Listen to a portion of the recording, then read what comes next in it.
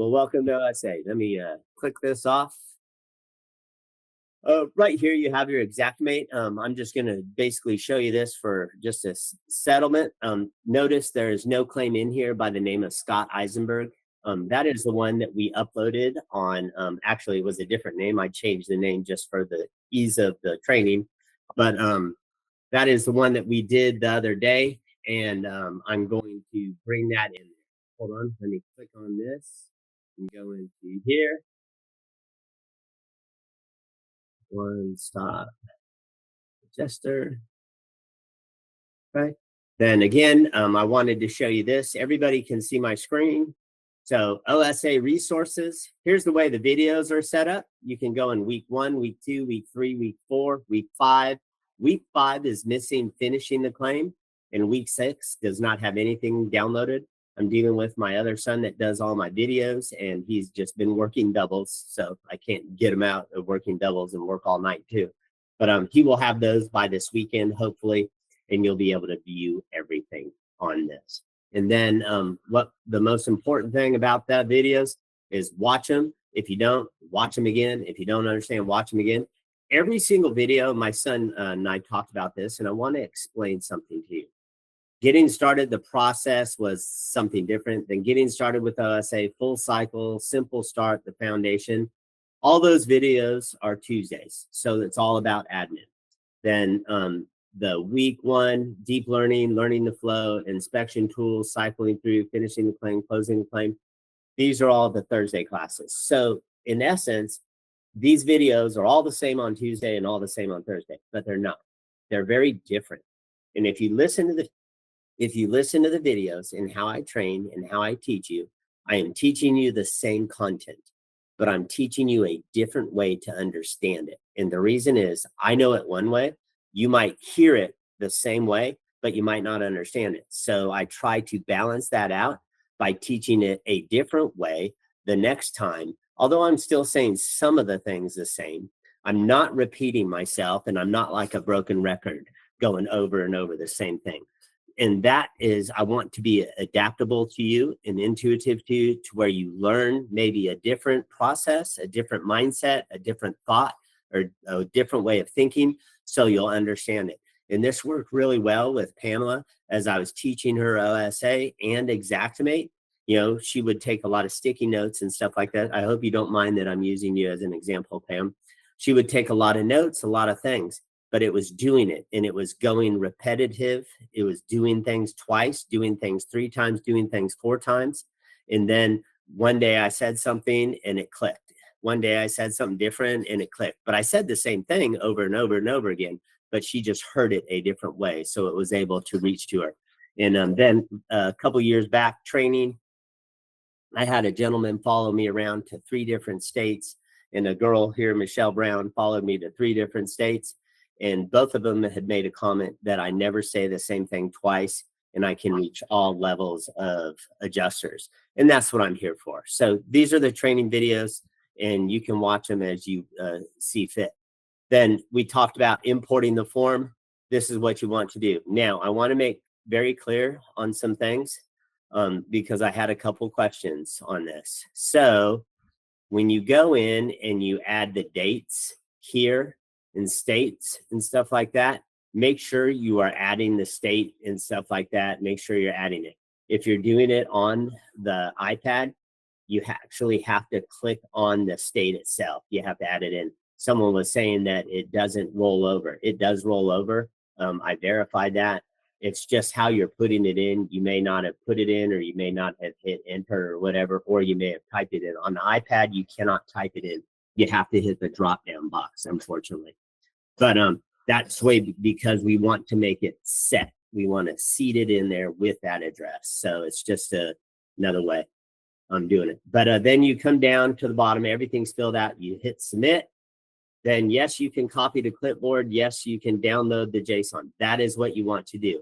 Download JSON. Now, there are a couple carriers out there, NFS being one of them. Mike Carley with All Seasons Adjusting is another one.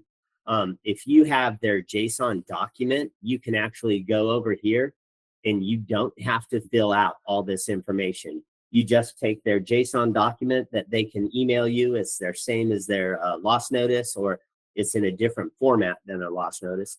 But you can click on that and just upload it, and it will go right into your folder. You can save it into your folder. It will print everything and just drag it over. That way you don't have to fill this out, because they've already filled it out on their CMS themselves. So they just send you the file and then you just upload it automatically. And that is a huge time saver. I wish all of the IA firms would do that, because then the information is coming straight from them. And my son and I are trying to get the IA firms to understand that and do that. But the best way is partnering with us and just having the electronic file sent to your OSA where you can accept it. So that's it. And just remember that once you download this JSON, you have to go up here in the corner and get the download and then save it to your jump drive. Then I wanted to show you this last button because we didn't talk about it and we have not talked about it. If you, and this is came up in today's training, if you receive a assignment in XactAnalysis and they write all the Xactimate down, in the OSA app, we have a tokenized document for the JSON. All you got to do is save that and put it into your documents, template documents in Xactimate, and I'll show you what that looks like when we get into it. And then you just upload it to your file and upload it to OSA. It's that simple. It comes with all the tokens already pre-filled once you hit read or preview, and then everything will be the way it needs to be. Okay. So we're in OSA now. And again, the one document that I was talking about really quick, just to share with you, is the OSA. If you go down to resources, adjuster support, right there, the OSA template is right here. You can click on that. Notice it's written in the same language as the JSON document. It has all the required fields and everything filled out to Xactimate. You just need to upload that from your you need to download that into the template documents, and then you can do it. This is only used for an assignment. That's the only time I would use it. Everything else I would use the website for. And again, I'm just going to say that again. If you receive an assignment, I would use this document to populate your OSA out on site. If you are getting a loss notice from your IA firm, I would use the one-stop adjuster import form. And if you're receiving a JSON from your document, a JSON document from your IA firm, go down and do the, choose file upload. Okay, so we'll click out of that. And then the other document that I was talking about was that policyholder information, the contents. And here's a little claim experience blurb you can do. And then if you needed follow-on training, you can just request that, and I can help you. Pam can help you, but Pam doesn't know all the ins and outs of it where I do. She's very good at it.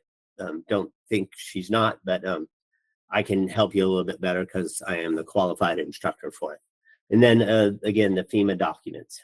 Okay, so we are going to start where we left off on Tuesday.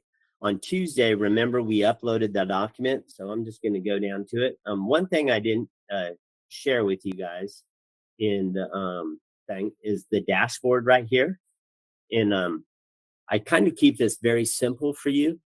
If you have 100 claims in here, it's really hard to search through 100 claims. Yes, they are alphabetized, but it's really easy to come up here. And remember that I told you I named that file Scott.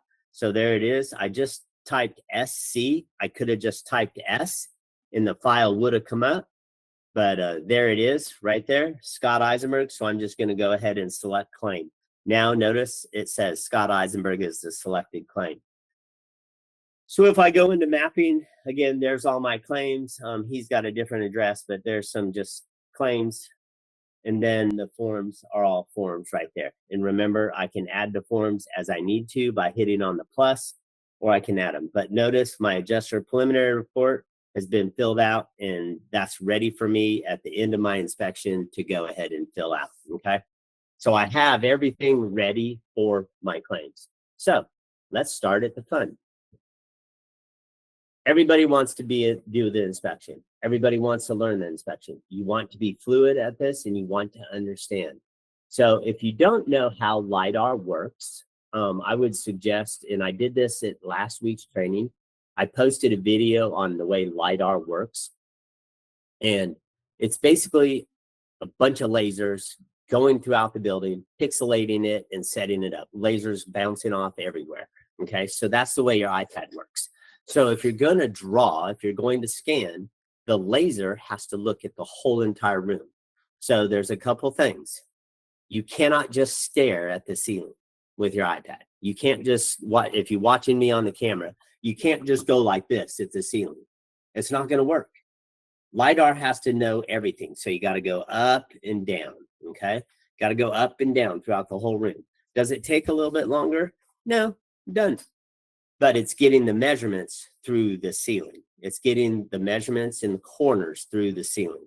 But it will measure the doors. It will measure your windows. It will measure everything that you need to see in the drawing or in your scan. Okay. So we're here in photos. No. We're here in floor plan. No, we're here in scoping. See, all the windows say the same exact thing. Scoping, add your first building, add your first building, add your first building. Well, guess what? In order to start a scope, I've just downloaded the JSON. I've just made sure all my administrative stuff was correct. I went to the claim data, verified all that information was all filled out and all correct. I saved that, and then I just hit the back arrow. Everything's good. I'm here on site. So I have to go to my first building. Boom, click. I'm just going to call this main dwelling. Okay. If it was a detached garage, I could call it a detached garage. So I'm going to go in here and call it main dwelling, and then I'm going to create. Notice what happens in the scoping section, which where I am now, because it says scoping up here, it says add a room. Okay. I don't want to do that. So I'm just going to slide left. Or slide right, excuse me, or I can go up here to the corner and I can hit sketching, okay? Then sketching, it says select a floor. Well, the select a floor is right here on the left-hand side.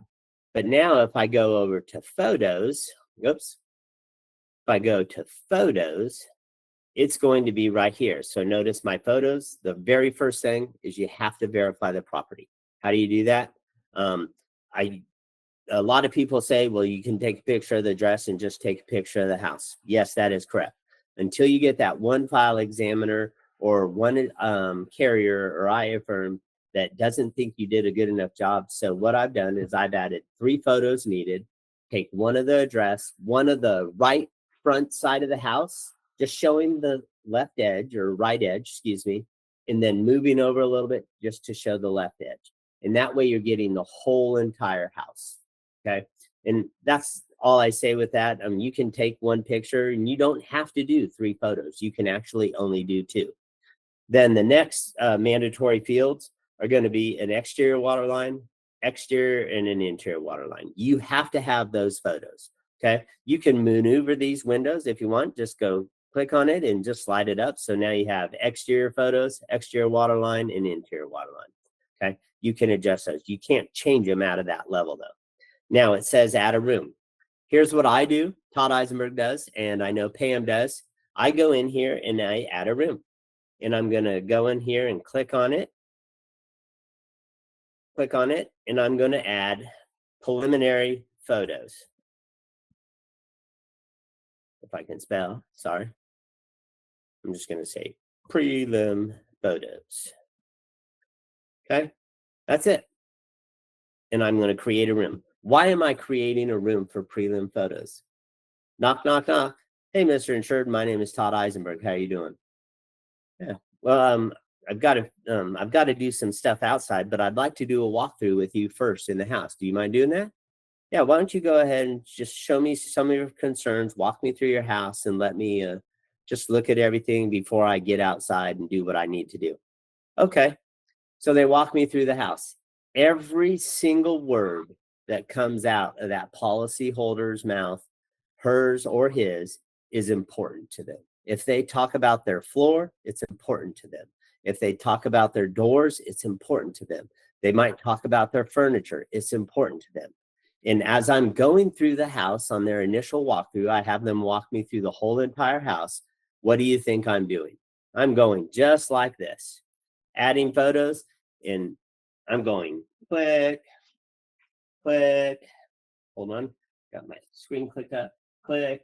And the reason I'm doing that is because all those photos are important to them, and I want to make sure that I've adjusted it somehow or recognized it somehow for that policy holder. There's also one other thing that I would have done before that, just to show you. Sorry, I got ahead of myself. Is I would have gone up here to the upper right where it says general, and I would have clicked on this box and said prelim folders. Okay. Notice it says general build also, and then it says prelim. That way I know all those photos that I'm going to go click on are going to show up in the preliminary report when I submit it and I put everything together. So it's a very useful tool. Now, if I hit the back arrow, look, there's all those photos. Now, see how they're not labeled here? I'm just going to click on them, slide it over, click on it, slide it over, click on it. Just that's because I got ahead of myself. Okay. So everything is set up there. Notice I've got my date, who took it, and damage location, prelim photos. That doesn't make a difference. And then I still have to enter the description. And I would go through that and enter those descriptions verbally or AI if I needed to. Okay, so that's just the way the photos. So that's day one, or that's just that first walkthrough or whatever with the policy holder. Okay, that's very important to me. That's my process. Is it yours? I don't know how you do things. You may do it completely different. That's okay. Everything can be done in a bunch of different ways. Okay, so the next thing I'm going to show you is the sketch. Okay, so again, here's the scan. Remember, it says right in big, well, not big, right in the center of the screen, it says select a floor. That's the very first thing you have to do. You have to select the floor. So go over here to the right, and you have to select a floor. Okay, then two windows are going to pop up. It's going to have manual sketch and start AR. So there's one time I've had to do a manual sketch, and I was in a house out here in a new build. I wanted to see how the LiDAR would pick up in a completely gutted house with no drywall yet. And I know how to take pictures with it, so I can get half of the rooms wherever a top plate is. But depending on how the rafters and the ceiling joists are, it's really tough to do that way. So I ended up getting some of the house scanned, and I had to manually draw the rest measuring. But it was even hard to measure with a laser because I had to aim from 2x4 to 2x4. So, but I could do it. I could actually go through it. It was just a little more difficult and a little more time. And if you got that kind of flood, okay, great. You know, take the time, because that guy deserves policy limits if he's got 8 feet of water in his house, okay, and the ceiling's been needs to come in. So I'm just going to go in and I'm going to start the AR sketch, okay? Notice it goes into a different thing, OSA room scan, and notice at the top of the screen you have something pulsating, okay? You have to pick a damaged location. If you don't, it's not the end of the world. But here's what happens. Your photos go nowhere. You will not have any of those photos you've taken go to if you don't create the damaged location. So I'm just going to, for the purpose of this training today, I'm going to kind of do a couple just different scans for you just to kind of give you a scenario of how OSA works so you can go through it. So I'm going to pick right here. Notice it says I clicked on, hold on, I can show you. So I click on that, and then I go over here to new area. Click on new area. I didn't click, sorry. Click on new area, and then it's going to ask me for the damage location. So I can go through predefined areas right here. Not a problem. I don't have every area on there, just so you know. And then I can also type in. So I'm in my primary bedroom right now. So I'm just going to label it primary bedroom. And then I'm going to go check the box, and there it is. So primary bedroom, create. Now it is ready to start scanning. So let me withdraw. I've just taken it off my, here, let me see if I can leave it on my keyboard. Okay. Yeah, I did. So I'm going to scan the area right here. And notice it says move device to start. Okay. So I'm just going to the door of my room. Then it says point at the top edge of wall. There it is. It just drew the door in the vertical wall. Okay, there it is. So I'm going to go take a picture, my overview shot. Boom. Take a picture in the lower right-hand corner. And then I'm just going to go up and scan the rest of the room. Okay, and I'm going to go down. Notice the lines are moving. Boom, I went to the other corner automatically. Notice the lines already started moving to the left. I just picked up the doors. Okay, and now the line's in the other corner. I went to the floor and went up to the roof or ceiling, and now it picked up the window, and now it's pointing me in the direction. See, the line keeps moving. It's pointing me in the direction to go. But I forgot to take pictures over here. So I'm going to back up, take a picture of my computer. That's what I'm looking at, training you guys. Take a picture of this. Then it's already come over here. It's drawn the window, gotten the side, drawn the door. Take a picture of this. And it's already connected the dots all the way to the other wall. So I'm just going to take a picture of that because that's the next room I'm going into. I'm done. That's it. I just took my overview shots. Now, can I do more? Yes, I can. I could take all my damage photos in this room if I wanted to. I could take pictures of the floor, pictures of the baseboard, pictures of the door, pictures of the walls. Everything I wanted to do, I could do right now in this room. But my LiDAR is on. My LiDAR is working.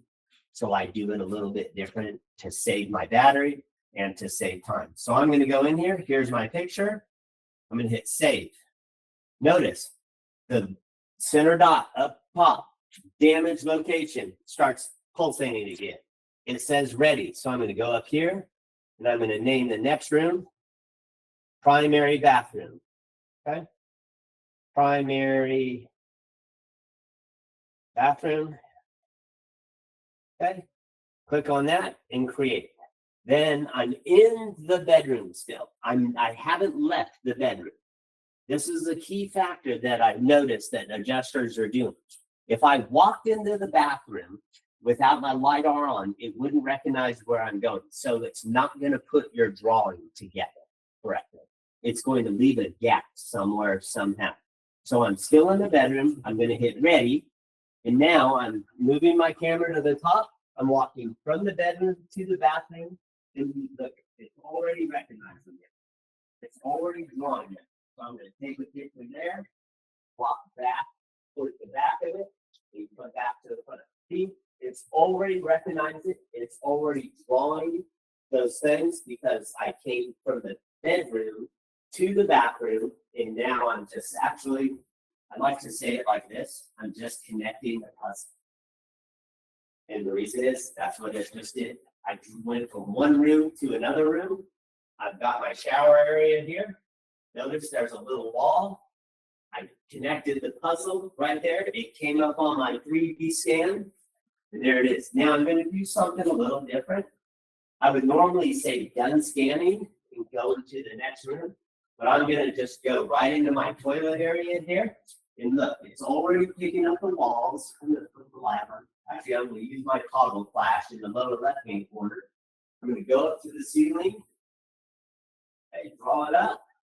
Go to the ceiling. There's the corners. There's the toilet. Drawing this area. And I've got down. Look, it says move further away, slow down. You're going too fast. Okay, notice my 3D drawing. It just drew everything. So I'm going to back out, move further away, and take a better picture of that. Okay. The next room is in my 3D drawing. I'm going to walk into my closet. I'm going to focus on the ceiling. Notice it's drawing everything. I'm going to drop down. Notice it picked up the floor. Go back up, draw my ceiling. Come back, pick up the floor. Notice my 3D drawing. It's getting everything correct. And then take it and I draw at the corner. Notice all my phones. Notice my cabinet. It recognizes the cabinet. But no fun to do with the wall. Yeah, on my cabinet. They're all oh my God. Top. And nail the corner of the room. Was nailed the corner of the room. From there, and then see it. So there's my 3D picture. I can blow it up if I wanted to, just to make sure I see it. and I can save. You have to save. If you don't save, it's not going to show up correctly where you want it to. Okay, so I'm going to go out here, right outside the door, and I'm going to hit bedroom hall, BDRM hallway. And today I'm going to show you a trick. Okay, so I'm in the bedroom hallway. I'm going to go in and just start turn on the flash again. It's picking up the hallway. It already picked it up. Before it even drew, before I even was ready, it already picked it up. There's a door over there. I wonder what that door is for. And I'm going to go in and make sure everything's good. Go in there, look, it reshaped it and put it all correct, where it is, what it needs to be like. And then I can just scan the house and watch what happens as I start to scan the house. It starts to draw all those rooms as I'm going. So if I wanted to finish these scans, all I would have to do is go in there, look at my 3D drawing. It's picking it up. But here's what I have not done. I never took my iPad and put it on the floor or aimed it at the floor. I've kept it on the walls and I've kept it LiDARing everything. Okay, so I'm done scanning that area and it picked it all up. No big deal. I'm not concerned about that. And I'm just going to save it. And then I'm going to hit the back arrow. Okay, so notice I have all my scanned drawings right there. Okay, everything is scanned, everything is ready to go. Okay, above right here, it says merge scanned areas. So I'm going to click on that and I'm going to confirm the merge. And notice my 3D drawing. Here is that 3D rendering. Notice it picked up some furniture that was in there, my couch and a coffee table and everything, and it picked up there. Notice it also picked up my entryway. I didn't even go in that room. I wasn't even close to it. I mean, I was just right there at that open wall. But because I never took my iPad, again, let me be very clear on this. Because I never took my iPad off the wall, that LiDAR was continuously moving through, going through the room, taking the picture, not taking the pictures. I didn't do that, but it's doing its LiDAR job. That's what it's for. That's how it does what it's supposed to. Okay, so with this right here, I'm going to go ahead and do a screenshot. Okay. I'm going to go into that folder and I'm going to save it as, and I'm going to put it in my drive. And I'm going to go down here to my drive and I'm going to put that in my insureds folder, test file or whatever. And I'm just going to save here and I'm going to type in 3D scan Scott Eisenberg, because that's whose claim this is, .jpg. Okay. And there's a purpose for my madness, just so you understand. Okay. Then I'm going to click upload. And now that's saving to that insureds folder under 3D. And then I come over here to my left and hit the done. And I save 2 files. And I'm just going to save it in my Dropbox or actually I don't need to do that. I'm going to save 2 photos. And the reason is because I always have it in my photos and it's saved to Scott Eisenberg's album where that is. Okay. So notice, if I go up here, if I just got out and hit the back arrow, it wouldn't go anywhere. I need to save this drawing. And the reason is if you don't save it, you won't have your 2D print, okay? You have to save this drawing. So go up there, save it. It's going to work a little bit and it's a madness, and then it's going to come up with the drawing. So there it is above. Notice I have my scan. Notice I have this thing. So a couple things have entered and errored when it was there. It said, and it's not iPad, it's RoomScan, or it's not your device, it's not OSA, it's actually RoomScan. And it does it particularly on this house because it's so big. And what's doing is, as the LiDAR works, it's using your memory and it's going through there trying to do all the scanning and try to get everything correctly, okay? So what that does is it uses your memory. So when you try to scan, it sometimes will pop up error, not enough memory, or I can't remember what it exactly says. All you got to do is just click out, go to that, Go back to your inspection and it will pop up. And it's just to sink it back into, I call it reality. Bring your iPad back to where it needs to be because you've been scanning or you've been scanning continuously for so long. Again, there is a little caveat in scanning. Scan one room at a time.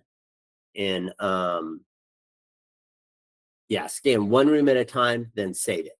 Don't try to scan multiple houses.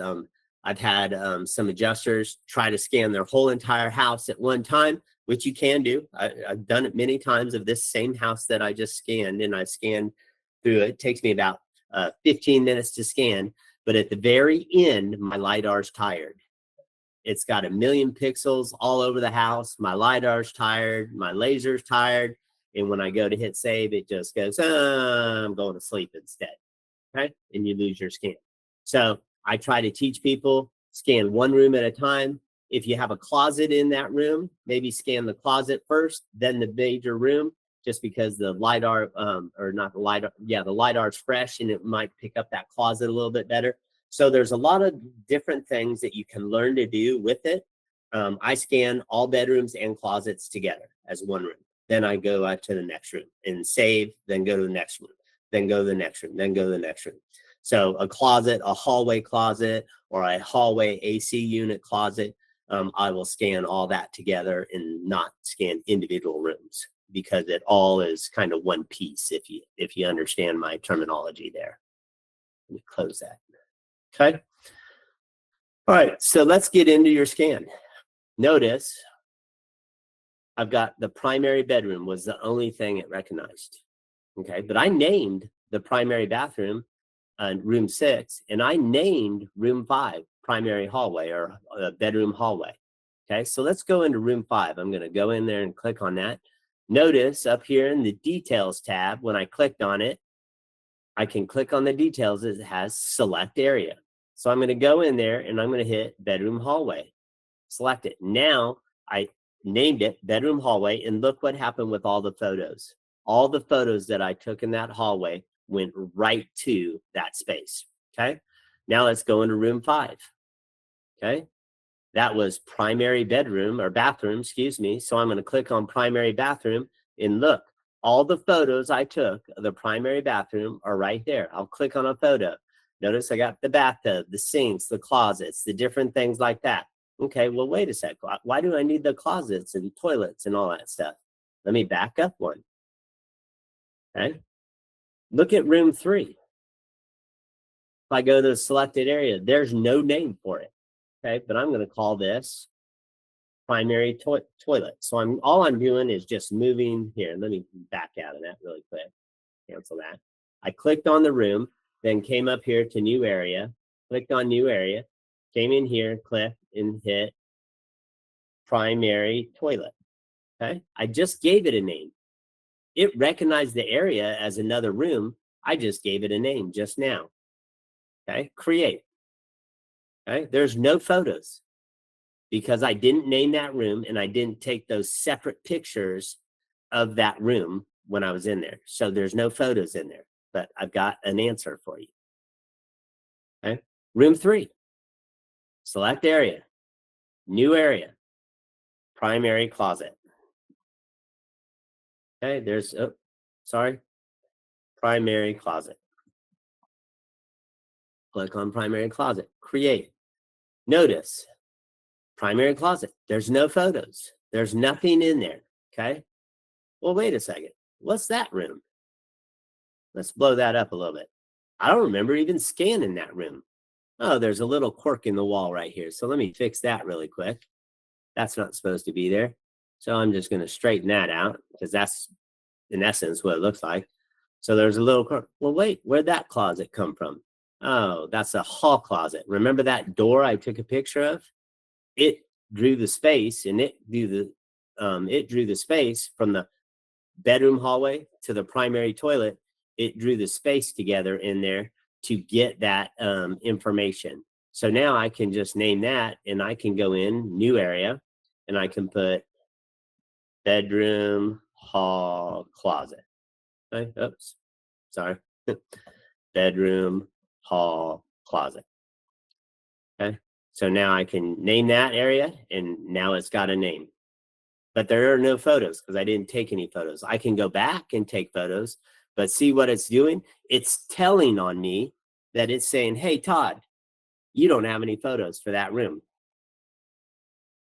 Hey, Todd, you don't have any photos for that room. So what do I need to do? I need to fix that. Okay. And then it took a picture of the entryway. It did the scan automatically. So I'm just going to label this since it did it for me, and go up here. And actually, I'll just scroll down here and hit the entryway, click, and create. Okay. And again, there's no photos because I didn't take any. Okay. So it told on me again saying, hey, you didn't do your job. Go back and do your job right. Now, if I'm done with that, I can go up here to the right, hit my back arrow, and now go over here to the top. I don't do this, but I'm just showing you there's a couple different ways, and you can select photos, or you just slide right, and there's your photos. Notice it's showing me entryway has no photos. Bedroom, hall, closet has no photos.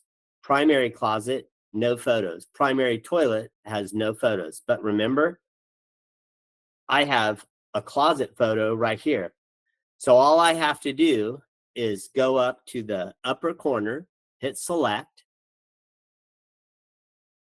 and I can click here, click here, click here, click here. Those are my closet photos. Go over here to move, come down here and hit my primary closet. Where are those? Oh, the primary closet photos, and move.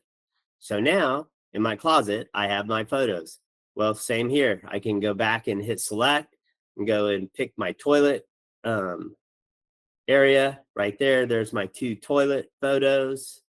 Yeah, that's all I took in there, and hit move, and I can move those to my toilet area.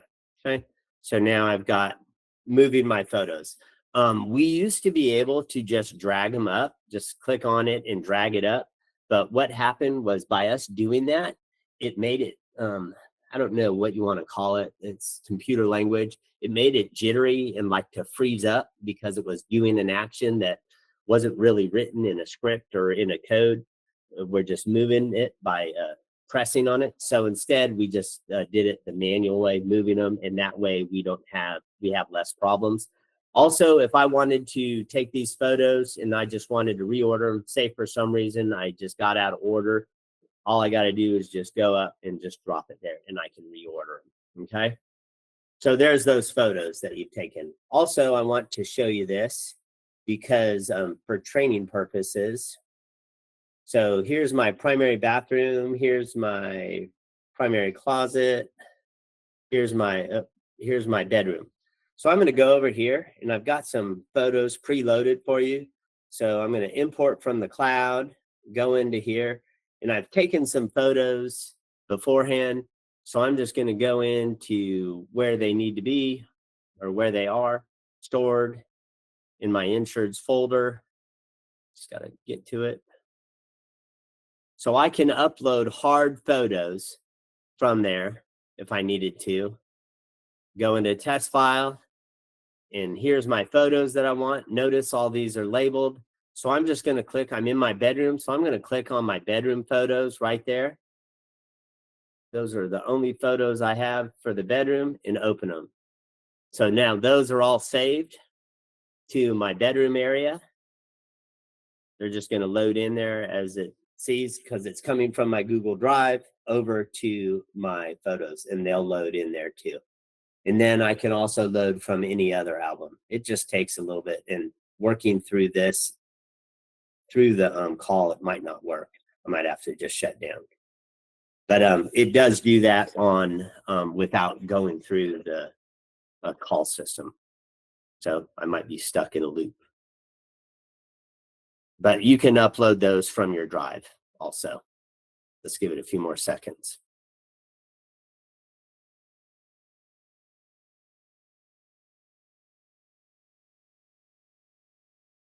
Is there any questions so far?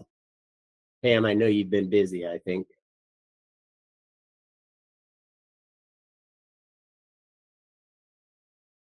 Pam, is there any questions that have come up that I need to address? Oh, maybe she can't hear me. All right, I'm just going to shut down. So again, it's caught in a loop. No big deal. Okay. All I'm going to do is just slide it up a little bit and just shut it down. I just manually shut. I'm going to shut all these other windows down too, just so you know. Okay. And then I'm going to go back into OSA. Okay. Screen broadcasting stopped. So let me go back into it. Oh.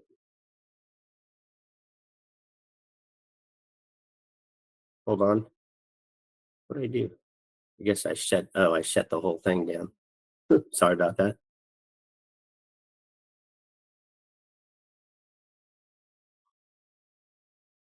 Okay. Sorry, I'm back. I shut the whole app down, or the whole presentation down. Continue, start broadcast. Got excited. Okay, so now you'll see me, I'm back in there, select the claim, go up and hit, go to the dashboard, type in Scott, SC, go to Scott, right where I am. Okay, it was just caught in the loop, so I just shut it down to make things faster. But you can add those photos there. If I wasn't online trying to do this in the presentation, which slows everything down and everything, you get the gist of it. You can upload your document or upload photos from another source if you've taken them. You can also do it from the album. I will show you the album side of this. So if I go into, let's see, if I go into my photos right here, and I click in the upper right-hand corner, if I click in the upper right-hand corner, notice here's all my photos. Here's all my insureds. Every house that I inspected, it created its own album, and in that album, it saved all of his photos. So what does that mean to you? If you wanted to manually upload these to Xactimate, that's all you have to do. You just have to go to that album and you can upload those photos directly to Xactimate if you wanted to. But OSA has built a system in there that you don't need to do that. You can go right into your forms and you can click on your photos, then general photo sheet, and we have your photo sheet right there that you've taken. Okay, so we do have a photo sheet that will pass, and it does have your company logo on it, so you can use that there. So again, so right there from the inspection, I have my photos. Okay, so I've done my photos. Now I've got my scan. The next thing is line items. Okay, so we're going to back up. If I go to the OSA icon, I want to show you something right now. Go to About Us. If you don't have that version, you need to go to the Apple Store and download the latest version. This will probably be updated this weekend sometime. My son's finishing up the last little tweak that I wanted him to do to help adjusters out from just some training that we did, prior training. So this will be the latest version, and then updated will be it. Now, how do you do that? When you go to the Apple Store, it's going to say open. Okay. You have to click on the OSA, and then it will say update. If it doesn't say update, that means Apple has not received an update or pushed one out, or we haven't pushed it out yet. So that's how you update the latest one. Pam, I saw something that's a good question for me. So let's see.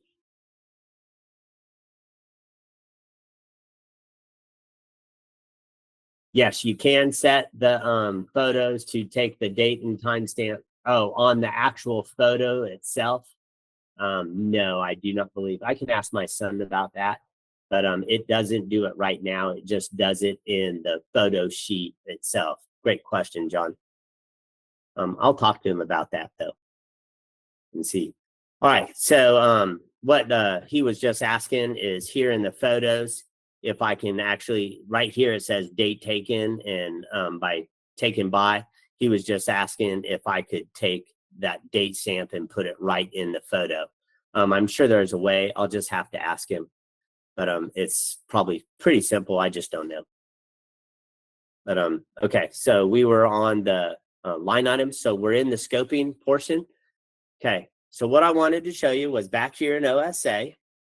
If you have not done that, you have to be in a claim. So we're in a claim right here, up here in Scott Eisenberg. And then if I'm in a claim, you'll get this button or this list right here. So manage line items. For some of you, it may say to download the line items. Go ahead and download them at this time or whenever you get on your iPad. Go ahead and download those line items. What that's going to do for you is what it's going to do is produce this column on the left. These are basically pre-filled, and I'm just going to share this with you. I've already written your floodplain. Okay, I'm just going to put it boldly. I've already written all your floodplains. Everybody on this call, I've already written all your floodplains. You just have to use the tools and understand the tools to go in there and do it. You will have to modify it possibly, and that's okay. But I've already written your floodplain. And the reason I say that is because up here, I have a variety of different sayings. So in bathrooms, if I click on bathrooms, I got a bathroom complete, shower details, toilet details, tile and tub surround, vanity. Okay. If I go to doors, scroll up, notice I've got cased openings, closet bifold doors, colonnist, louvered, closet bypass doors, closet doors, exterior doors, French doors, interior doors, and so on. If I go to exterior groups, notice I got brick veneer siding, general items complete.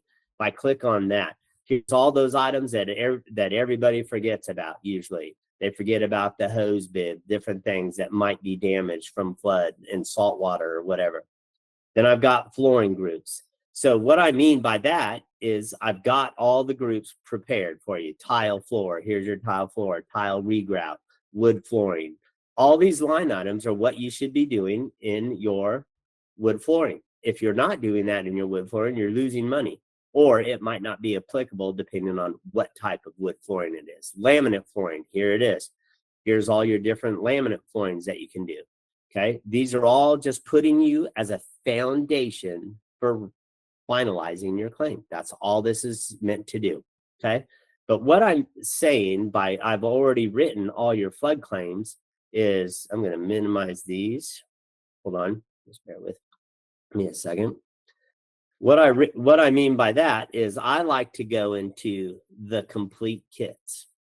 All other rooms, basement complete, bathroom complete, crawl space complete, detached garage complete, kitchen complete, PFE items complete. You know, there it is. There's PFE, post firm elevated. You know, here's a basement complete. Here's everything that's authorized in a basement. I've just got additional line items so you can adjust as you need to with that. Okay. So what I do is there's only 3 rooms in a house. Okay. There's all other rooms, a bathroom, and a kitchen. Okay. I've been teaching that way for 15 years. And the reason is because all other rooms will go through and everything. Like you got drywall in your house, so do I. Our flooring might be different, but we still have flooring. We still have baseboards. We still have drywall. So that's kind of the scenario behind this that I've kind of drawn out for you. That's why I said I've written all your flood claims. So I'm going to go back out here and I'm going to go to scoping. So I'm just going to go to the primary bedroom. Okay, the primary bedroom, notice it shows the sketch over here on the left-hand side. Okay, the sketch is there and it also shows the photos. I can click on any one of those and it will take me back to those windows. But I'm in the scoping section, so I want to write this estimate. Okay, so I'm going to add the line items. I'm going to go into complete kit. I'm going to go into all other rooms and add it. So there it is. I just clicked on all other rooms. Now I'm going to go in and modify this for what I have. Okay, so I'm going to go in and there's no subfloor in this house. So I'm going to delete that. I happen to have a tile flooring. So I'm going to go in, delete everything that's not applicable. Okay. So there's that. I've got baseboards, 4 1/4. Okay. Paint tube. I've got a shoe molding. So I'm going to get rid of that one. I'm tearing out drywall, cleaning stud walls, cleaning that, scrape for paint, texture drywall, seal and paint, paint 1 coat. Okay. Say we had 2 foot of flood waters. My electrical, it was damaged. Oh, but I've got 4 outlets in this room. So I'm going to not delete it. I've got to get in there and change it later. I don't have a phone in this room.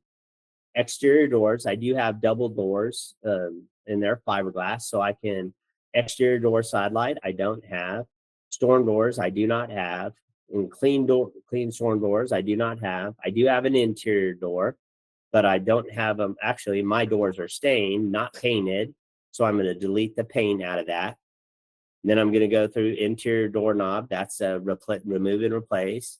Door opening jamb. I don't have any missing walls. I don't have a bifold closet, single door. I don't have that. So I can get rid of all that. Don't have a louvered door.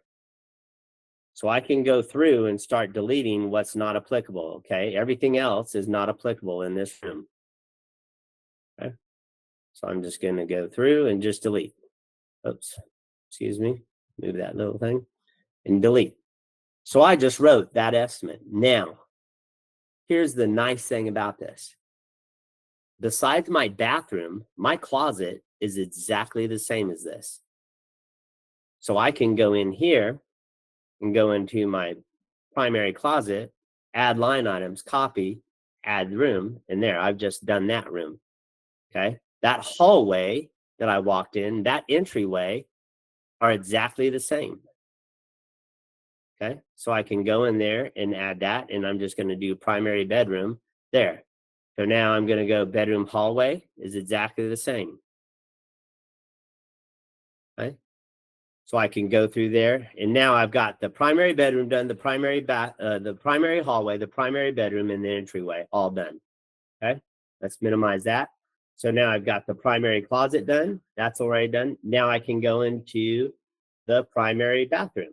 Click on the primary bathroom, add line items, go to complete kits, and go to bathroom complete, add groups. Okay, so now I can, cancel. Oh, remember that? So I wanted to show you that. So I've just added all the complete line items for my bathroom. Now, again, I would go through there and just detail this the same exact way I detailed the other one. Notice I got grout. I'm going to go in here and delete what's not applicable. Multiple line items, clean heavy. I'm not doing the tile flooring. I don't have vinyl flank. Don't have vinyl. Don't have that. Don't have a tile base. Baseboards I do have. I'm not painting baseboards. I'm not staining baseboards, so I can tear out that, do the drywall. Again, it's hung float to, nope, I got texture in there, so I'm going to get rid of that. There's my textured drywalls. My vanity is a 6-foot vanity. Notice there's it's a 0 on the right-hand side over here. So I've got to go in and modify that. I don't have a pedestal sink, so I'm not going to clean that. A vanity top with 1 sink. No, I've got 2 sinks. And I don't have a countertop marble or granite. So I'm just going to go ahead and get rid of those solid surface ones. Not that, not a tile countertop. The sink is going to come with that top. So I'm going to have to detach and reset the sink. Angle stop valves, that sink drain assembly, don't need. Plumbing fixtures, don't need. And then the clean toilet and all that stuff for this particular room, I wouldn't need, but I'm going to leave it there for a reason. And then I'm going to go through bathroom, tile, shower, bathtub. There is no bathtub. Fiberglass tile. There is no fiberglass tile. There is a tub and shower faucet. Then I've got tile surround. I got the cement board, tile shower, tile frame shower curb. I've got that. Add tear out tile frame shower curb. I've got that. Tile dish soap. No, I don't have that. Mortar bed for tile floors. Yep, I've got that. Tear out mortar bed. Waterproof membrane. I have that. Tile toilet paper holder. Nope. Nope. I'm going to leave those for a reason. And then towel ring, towel bar, no medicine cabinet. And so, and you see what I'm doing. So I'm just going to delete what's not applicable. So I just wrote that estimate on site. So teaching a class, writing that estimate, I watched the clock. I've written the bedroom hallway, the primary bedroom, the entryway, the primary closet, and the primary bathroom in less than 5 minutes on site. And all I'm doing is just going through there and checking the blocks, moving what's applicable, adding what's not or whatever. And I mean, I don't need to add anything at this point because I've got it all in there and I can go in there. Now, why I left that stuff in that there regarding the toilet is because now I can go to the primary toilet and add, and I can copy from the primary bathroom line items, and I can go in there and just do the bathroom complete right there and hit it. Okay. And it's going to put the line items back in there that I needed for that bathroom. And now I can go and delete because there is no shower or anything like that in the tub. So I can go in and delete all those line items, and then I'm done again. So I can go through and delete all the showers. So there is no vanity. You know, all this stuff is not irrelevant in there. Okay. Oh, the clean toilet is toilet. Clean tub is not. Okay. So I can go through there and delete all this stuff. Oh, toilet paper holder, that's fine. Tile, nope, that's good. Toilet paper holder, towel ring, there is no towels in there. There is a door, okay, in there. So I can delete that. And now I've just written that portion of the estimate. So again, in 2 minutes, I just wrote that whole bathroom and the toilet area. And I can do the same thing, just keep going through the whole entire estimate as I go through the house. So I'm doing everything on site. Well, I'm going to leave, let's see. Let me see where I am really quick.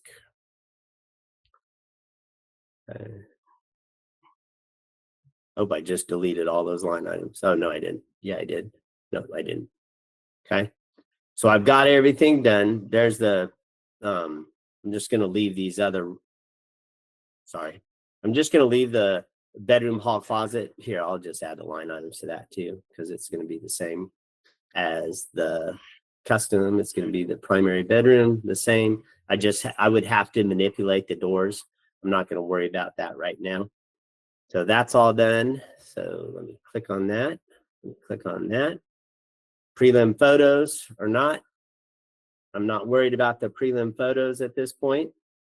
So we can make that small.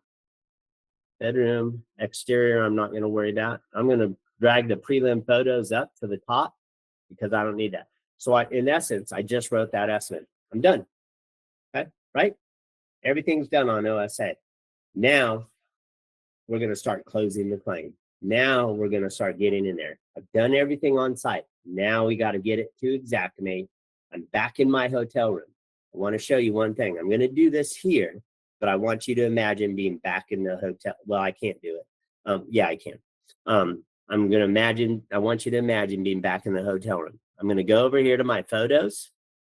Notice those photos need 3 description, 5 description, 4 descriptions, 2 descriptions. I'm going to go down here to this plus button. I'm going to click on the plus button, and I'm going to click on the icon right there.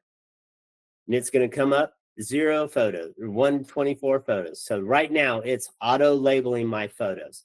It's coming up no damage. And the reason is because I didn't have damage. I wanted to show damaged photos. Oh, wait, there's one. Signs of moisture on the door, you know. So I wanted to show you those, but that's how it is. So it's labeling all these photos. Now, those other photos that I tried to label, because I'm connected and all this stuff, it won't allow me to put those in there just because it's just going through too much.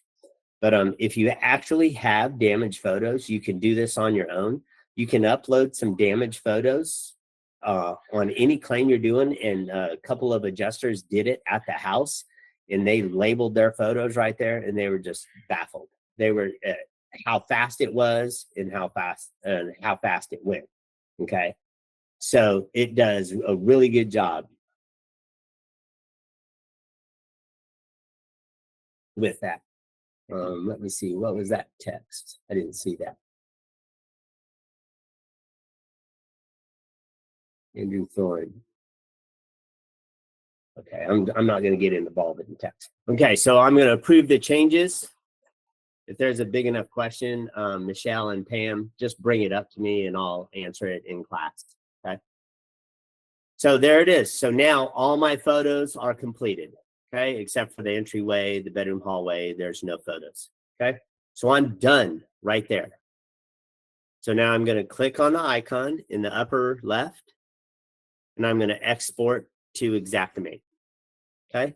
So notice I come into a new window and it says project details.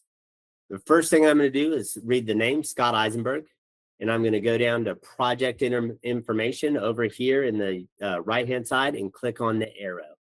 Notice I have all the information filled out. It says nothing missing. Notice it also says everything required. So all this information down here is required, okay, in order to create a claim or create a project. So now, by me having all this information filled out, I'm going to go create a project. Hopefully my weather is okay. It's raining here and I might not have the strong enough internet. Looks like it's working fine. Okay, so I just created a project. There it is. So that project ID is blah, blah, blah, blah, blah. And Verisk project ID is even worse, blah, blah, blah, blah, blah. But it's already spoken with Xactimate. It's already created a project, and it's already going through the process of creating your ESX. So now I'm going to go down here and hit next. And notice it says upload sketch. My project details is green. Now it says upload sketch. Here's my first floor. I have to click on first floor, and all this is in your Pocket Guide, just so you know, and in also the OSA process. So now I'm going to upload sketch. Okay, so here's my sketch. It's uploading. Everything's good to go. Notice the green whatever bar down there says everything is uploaded correctly. And now I'm going to go in and hit complete project. Complete project. Everything's being finalized with Xactimate at this point.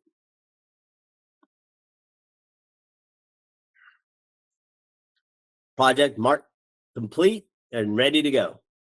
So now, if I scroll to the top, it says project details green, uploaded sketch green, download ESX. What? Really? It already created my ESX? That's cool. So I'm going to go in here to download ESX. Boom.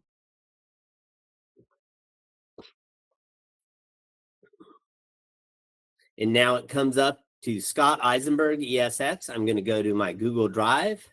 I'm going to click on that, and I'm going to go save this into my test file right there. Save here. Scott Eisenberg ESX, upload, and now it's uploading Scott Eisenberg's ESX. Okay, ESX file ready and done. So I am done with OSA. I haven't deleted anything. I haven't changed anything all the way to now. So Tuesday's training, I never got into Xactimate at all. Now, I just uploaded everything I did out on inspection to Xactimate. So I'm done. Everything's done. Okay, so now I'm going to go find my Google Drive. It's on my other screen. You can't see it. So I'm going into my Google Drive. I'm going to go to that test file, click on that test file, scroll down to find Scott Eisenberg ESX, and I'm going to drag Scott Eisenberg's ESX right there. There it is, import successful. All I did was I went from my Google Drive, I clicked on that ESX and drug it right into Xactimate. Simple, there it is. Now, I want you to see something right here. This is very important, and this is also in the Pocket Guide and in the process. Scott Eisenberg over here is listed as an estimate, okay?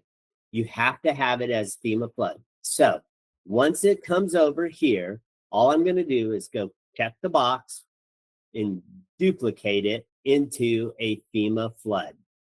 Create. Okay, so now I've got Scott Eisenberg estimate, Scott Eisenberg FEMA flood. I go in here and delete it. Now, the reason this is Xactimate does not have a way to create a FEMA flood program from scratch or from the TPI sketch that we use it to go through.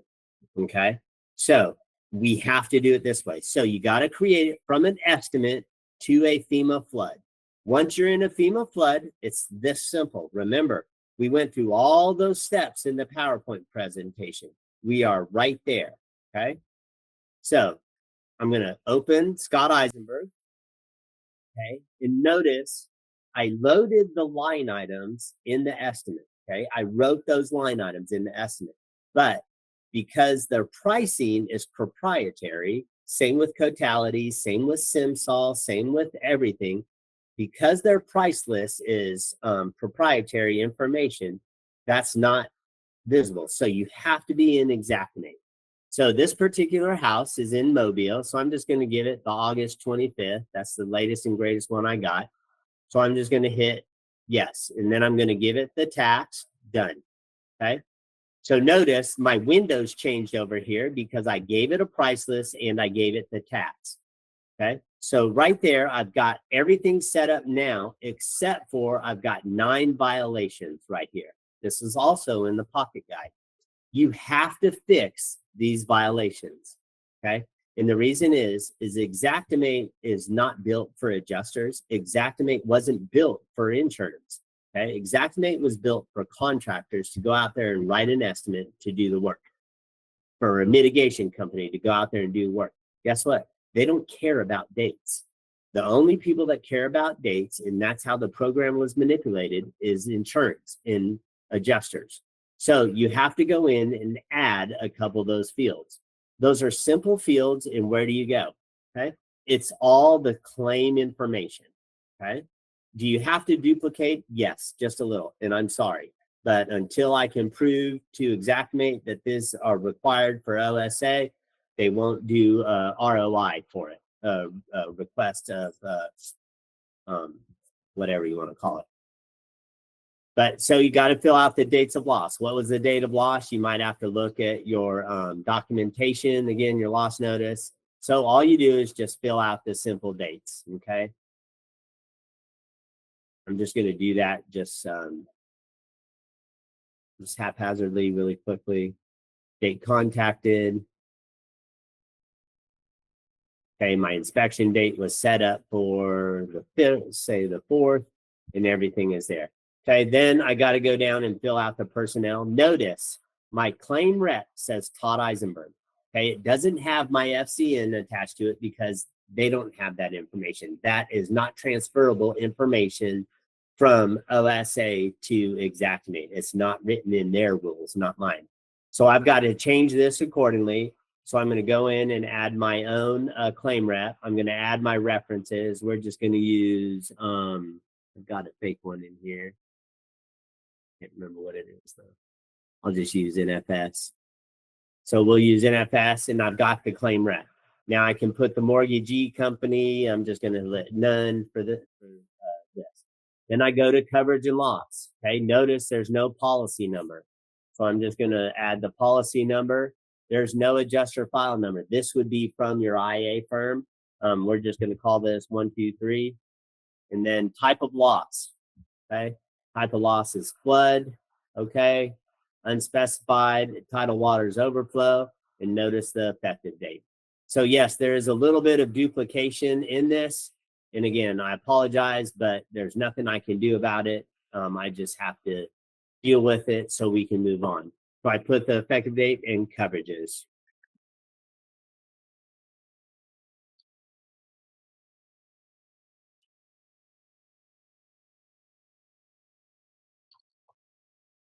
So I've got all the coverages and then parameters. I want to show you this parameters so you don't have a policy violation.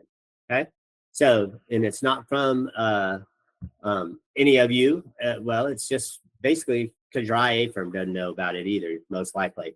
SimSol actually was the best program that pointed this out, and people just kind of waved over their heads and everything, and no one understood it with Xactimate. So no one ever used it Xactimate, where SimSol was pointing it out as something that you had to do in the policy, and they are 100% correct. You have to do this on all your claims. You depreciate material, you depreciate non-material, and you depreciate your overhead and profit and depreciate sales tax. Xactimate has never done that. Okay, you have to check the appropriate boxes. It used to be that people just check depreciate material and sales tax. Well, SimSol was doing it right at that point, where Xactimate was doing it wrong, and everybody just kept doing it wrong and wrong and wrong until examiner got a hold of it from FEMA and said, hey, why aren't you guys depreciating this? It's in the manual. You guys should. So it was never taught, but it's in bold in the manual. You have to depreciate material, equipment, overhead profit, and sales tax. Okay. And then you got 10 and 10. Okay. And then your company header, whoever that might be. We'll just pick NFS as your company header. Okay. So now my claim is ready to go. I have everything that's listed in there. So when I fill out my proof of loss, when I fill out all my information, when I fill out all the details, everything will be there. Now, that didn't take me very long again. And again, this is reviewing your claim. I just reviewed it. I made sure everything was lined out. So now I can close it. Okay. So let me go to the estimate items sketch. Remember, I uploaded that sketch. There it is. Okay. I don't need this wall, so I can delete it. There's the sketch. I didn't write any line items for this room, so I'm just going to delete it. Okay. So there's my sketch right there. Okay. Now, if I go to estimate items, notice there's no estimate items in here. There's no line items. That's because following the pocket guide, following the steps, if anybody has ever used EagleView, you have to do one more step in here. Okay. So now go back to sketch. Here is my sketch loaded in as a third party. Okay. The source third party. Okay. What does that mean? It didn't come from OSA. It came from OSA, but it came in as a third party. Now you have to download it from OSA. So in the pocket guide, right here, there's a button. You have to click on that button. So go in here, click on that button. Notice it says import selection, one-stop adjuster. Don't worry about the date. It's just a date that they throw in their system. Import claim, click. Once you import the claim, it's going to go through the process, and now it just bounced back. See what it did? It added my room back and everything because that's what I imported. And I just fixed it and showed that you could delete it in the other one. So I don't need it now. So I can delete it here again. I don't need it. Now when I go to, or wait, let me schedule one or step back. So right here, I can delete sketch one. Yes. I can go in here and delete source third party. Okay. All I'm doing here is just cleaning it up for my sanity. Okay. I suggest y'all figure that out and do it for you too, because when you go to your estimate items, now you have your sketch and your line items that you added. There's only one thing that I would do back in sketch, and I would come over here and go down to this window down here, right click on that and add an exterior level because you're responsible for that, and go in and click the exterior level, add that. Simple. It's going to pull in all the doors. It's going to pull in all the windows that were required. And now I have my main level, go back to estimate items, and I can shuffle this up to the top. So now I have my exterior level and that. Now I can go in if I needed to and add my exterior surfaces if I needed to, or I could have added them somewhere else. Well, if I would have had the exterior level, they would have gone through there, but I didn't add any line items in OSA for that. But I would just copy and paste there. Okay, so everything's done. My estimate's done. I've reviewed all this. I can go through there and review all this again. Now, I did want to show you one thing, and I could have done this. There is no headers here, okay? So if your IA firm requires you to add headers, it is also in the pocket guide. You have to add your headers back. That's not a very tedious process. You just go down here and you can add your attachment headers, mitigation, click, then you can add your flooring,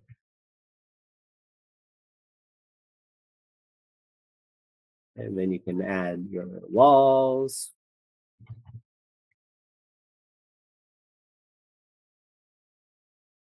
And then your doors and windows. Okay, so it's not, like I said, it's not very hard. Doors. just add those and drag them up where you need to drag them if your IA firm requires them. And most IA firms, to include carriers, require it now. So I strongly suggest you just get in the mindset of doing that for your claims. And then you just drag them wherever you need to, mitigation all the way up at the top.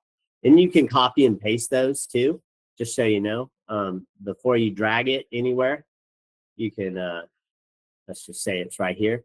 You can go in here and copy and paste these, copy, go highlight the rest of your rooms, and go down to the bottom, wherever that line is. There's an open line somewhere. Paste, and they'll be down in all of those rooms now, down at the bottom. See, so you can just do it one time and paste them throughout, or you can select all and paste them as you go like that. Then you just drag them wherever you need to, and they'll line up. Is there any questions about that? So the very last thing, and I'm going to show you two things on this. In documents, if you're getting an assignment, okay, go into reports. Yes, I want to resequence.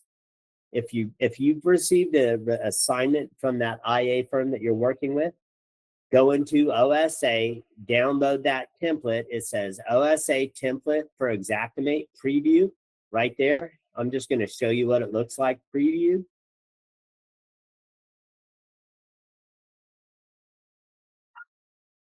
Okay, hold on, in the wrong window.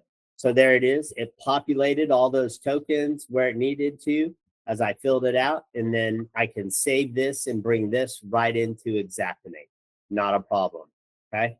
So it would save all those tokens. So that's one thing. And then the last thing, in order to close out this claim, so I've done everything on site. And this is how I've trained myself. Right now, I can do 4 a day. Really easy. I can go inspect 4, write 4, close 4 a day. So I come over here and do my narrative, and that's it. There's my narrative, all of the information filled out. I just simply fill out the blanks that is required in my narrative, and then I can close the claim. And then I go to report management. And this was a question that came up in class, where in report management files, and I can go through and stack. And if none of you know how to stack, you go up here to add documents, and it's right there. Contact me and I can show you this. But go to claim reports, estimate photos, sketch, if you have your photos uploaded and all that stuff. But all the documents that you have submitted from OSA can just be dragged in from your insurance folder right to this area. And then you can line it out and stack it the way you need to do it. Okay, so it's very simple. And what that looks like here, let me give you an example. Just go here of what that will look like. I'll just go into a live claim. It's a supplement just to kind of show you what the stack looks like. Okay. Report management. There's what the stack looks like right there. It's got all my sheets accordingly, all my stuff. So like the statement of residence, loss notice, claims questionnaire, handbook signature, the flood final draft, the sketch, all those documents came in from OSA. I just drug them over here and they came right in. And that's what stack would look like. And then I'm ready to upload that right to the policy or right to the insurance carrier. Is there any questions about what I've talked about? Chris, you got a question? Yeah. I can't hear you. Can you hear me? I'm unmuted. Can't hear you. What do I do? The bottom of your screen. It says unmuted. Oh, I know. Still can't hear me? Still can't hear you. No. Can't hear you. Nope. Okay. So you can hear him. So what's he saying? Well, I haven't said anything yet. You still can't hear me? I can hear you. My question was, you kind of lost me when you were going over the documents that OSA. Oh, wait. Hold on. Okay, now speak. You got me? Yeah, I got you. Sorry. Hey, buddy. Got my microphone for the AirPods. I got. You lost me when you went through that OSA template and documents or forms. Would you mind running through that one more time? Yeah, so it's not required, but unless you get an assignment. So all that is right here. If you go to reports, Okay. under resources in OSA, you'll have an OSA template for Xactimate. You have to upload that, import that from OSA to a shared drive or saved folder, and then Gotcha. just bring it into Xactimate. Gotcha. Okay, cool. Thanks. Yep. All right, and that's only for assignments. Sorry, that was my bust on that. I didn't turn my things on. Could you all hear me the whole time? Okay. That's odd. All right, Michelle, is there any questions or anything that came up that I need to be aware of? I can't read all that. Yes. Oh, Okay. yes. I was writing a book. Let's see here.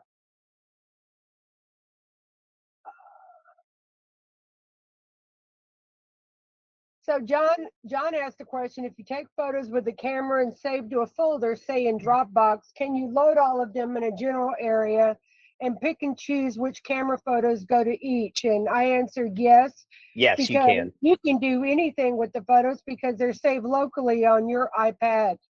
Yes, that is correct. And the other question is, can you set OSA to add the date and time stamp on the photos you take with the iPad? And I said, not that I'm aware of. Yeah, I'll have to ask Jeremy on that one. I don't think he has it triggered, or he may have already had that done because I know that question came up a year ago, but we ended up not doing it for some reason. But I can ask him if he still has that. But I think he just turned it off. So I'll ask him on that.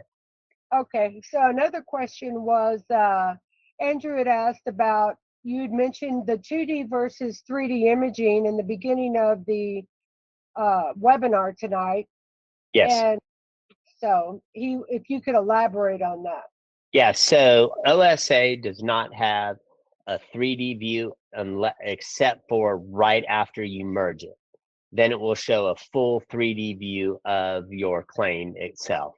Okay, hold on, I might be able to show you that because I saved it in a folder. So let me see. But it does show you the individual rooms in 3D. Yeah, but yeah, you can't. Yeah, you can't. Once you merge. Yeah, you can't tap into those 3D photos.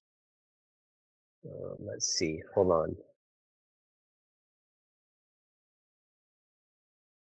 Yeah, so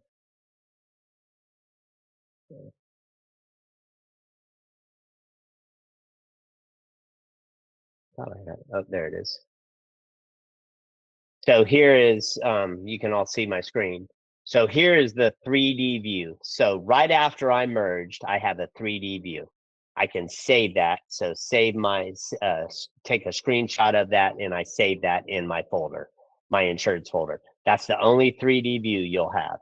Then once you merge it and you save it, then it becomes a 2D view in the iPad itself. Okay, Ike, what do you got?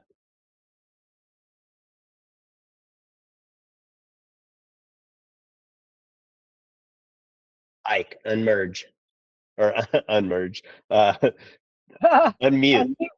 Unmute, not unmerge. Can't hear you, Ike.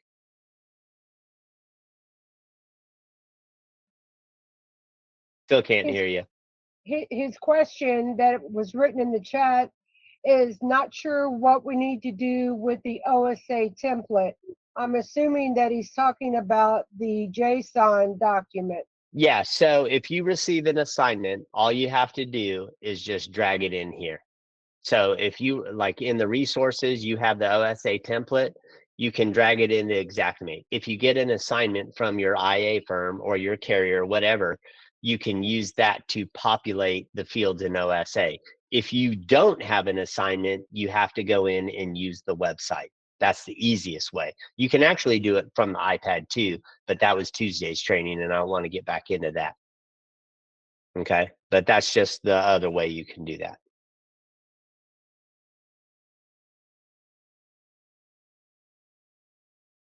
Is there any other ones? Any other questions? The other question, the question was if you have to stop the LiDAR to take a photo. And No. I said, no, you do not need to stop it. But then I explained in the chat, probably in too many words, what I created, the problem I created for myself this past weekend regarding trying to take too many photos or all the photos I needed for that house while I was doing the sketch. Yeah, So so let me it explain was that. LiDAR, and I did it, and I also explained what I did to correct myself. Yeah, so let me explain that in a little bit more detail because that seems to be a thought process for a lot of people. Okay, so here's the way I do this, and this is the best way that, and I beta tested it with a lot of people and a lot of claims. So you can go through and scan and take all your photos. There's a chance though that you're going to you're either going to freeze your computer up and you're going to get a white screen because you're doing too much with your camera. So again, what I do, and this is by far the easiest and best way, and I don't have half the problems or any problems at all. I go through and I scan the house. I take my overview shots first as I'm scanning the house. Usually that ends up being 4 pictures, maybe 6 pictures. Once I'm done with the whole entire scan of the house, I've got 4 pictures of every single room. I then stop, merge, and put my 3D together. Okay, now I have a good sketch and I have 4 photos, overview shots of them. So I go in and label all those photos as one big thing. So I select all photos, and I say overview photos of room. Okay, and that's it, because that's all they are. They're just overview shots. Then I go back to the very beginning, and that is the dining room or the kitchen or the living room or wherever, and I start and I take all my damage photos and I write the estimate. I'm in that room. Why not finish the claim? So I do everything right there. So I take approximately 10, 15, 20 photos of damage, and then I write the estimate because I'm in that room and I know I'm not going to forget anything. I've got all the plugs, outlets, everything. I can count on that. And then I'm out, next room. And depending on where you are and what type of house, just like you saw in here, I was able to copy and paste because I wrote one room and I was able to put that room in there. Or you could just select line items and go and do it all in Xactimate. But here's the point. You're on site. Why not take a little bit more time on site? When you get back to your hotel room, have 4 claims written. Why do you want to write them later? Why do you want to write them in 2 weeks? Why do you want to write them in 3 weeks? You have everything done on site. Ike, can you talk now? Did you figure out your microphone? Can you put it in the chat room, Mike? What your question is? He did. Okay. Um, Yeah, he it was is the template. Okay. yeah. His question's down. Is there any other questions?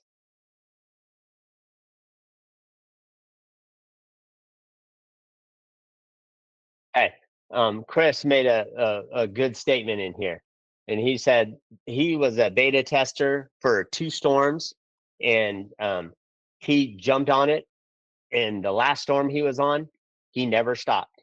He just kept using it and kept using it, and they kept giving him more claims and more claims and more claims. Why? Because he was using the app. He was getting his claims done faster and more consistent and better. And every time he got more claims, he just did it that much faster. Okay, so it's a learning curve. It is. It's something new, but it's an adjuster tool built for you guys to use out in the field. But if you guys don't have any more questions, that's all I got. You can go into the website and look at the videos, watch the videos and everything. You can do more. I hope to see all of you there. I know some of you can't come, but I hope to see all of you there at the training this weekend. And again, be ready to have a pool party. It is worth the drive and it is worth the flight. I'll just tell you a quick story.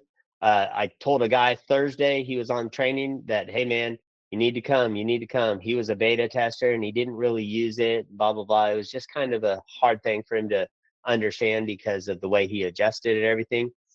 Then he came to one of the training classes and he came in for, he called me on Saturday. He called me on the day before training. And this was 2 weeks ago, excuse me. And he goes, "Hey man, I've got a flight in." I said, "Dude, where'd you get a flight?" He said, "Man, I did what you said. I looked on the airport for Frontier Airlines. It was $30 for me to fly from Denver, Colorado to Mobile." He said, "I jumped on it." He said, "I didn't." Then he gets here and he rents a Mustang. So it was a really funny story. But you just have to know the person and the character of him. But that's all I have for you guys. Again, thank you for training. Thank you for everything. I'm not sure right now. My schedule isn't favorable for this, but I may be able to pull at least one day out next week. I just don't know right now because I've got a lot to do. But I'm gonna try to rearrange some things. But as of right now, this is again the last chance training. This weekend is going to be the last in-house training. Like I said, I know I was contacted by 3 people today saying, "Todd, come on, you got to have another one." And I may, but right now it's not looking favorable for anybody. But remember to or hopefully you guys want a book. If you don't, I understand, but they're available. Again, they're $10 a piece, and you can send me an email at todd@onestopadjuster.com. They're handy little books. They just go in your pocket. They fit really easy, and they just slide in, and you can carry it out there. But once you know the app, you won't need the book, but that comes with training, and that comes with firsthand. But that's all I have. And again, thank you very much for being a part of the classes and everything. And I hope to see you this weekend.